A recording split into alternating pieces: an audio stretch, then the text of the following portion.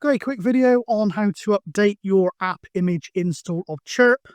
Don't forget, this is the follow-on video from the last one I did on the subject, and I'm installing this as an app image on, in my case, a Puppy Linux distribution. But being an app image, it should work on, I guess, most Linux-based operating systems, if not all. I don't know. I only run this type of Linux OS, so I cannot be too sure about that. But yeah, let's show you how I would do it. So that's now booted up, and as we can see in the about section, give it a chance to boot up fully. I'm running the 27th of the 12th 2024 version. Now the first thing is to ask yourself, do I really need to update? If it's programming your radio okay, then perhaps don't bother.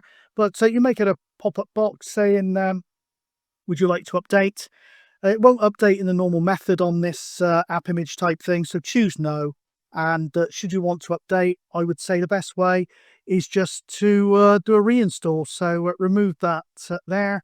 I've got my program residing in here, so just get rid of that. And these app image programs, they're not completely self-contained like a portable type install program, so they will chuck out a little config file here and there, and that will hopefully offer persistence on these type of programs, in as much as you won't lose all your settings every time you upgrade in this manner. So let's go to same site as before. Okay, I'll leave the link in the description below. In my case, I want the 64-bit x86 app image, so let's real time this down for you.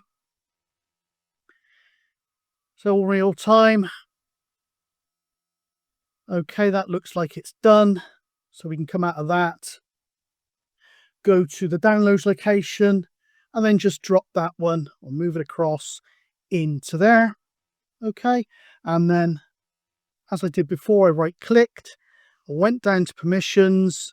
All you need to do is set that as executable, hit OK on that, and then just drag that onto the desktop.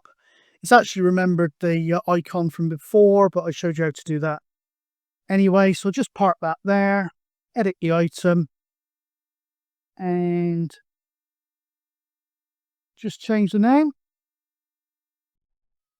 Boot it up. So it's not the fastest computer in the world. It does take a little while to boot into this, but once it is booted in, it works fine. So let's just wait for that one to come up on the screen, hopefully. I'd sing you a little song, but you probably wouldn't appreciate it if I did while that's booting up. Come on, you devil. Here we go. So let's have a look again at help, about. There we go. And we're now on the 10th of the 1st, 2025.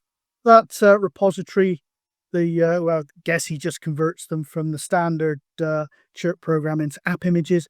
It does seem to track the releases quite well. So from that site, we're now up to the 10th of the 1st, 2025 version.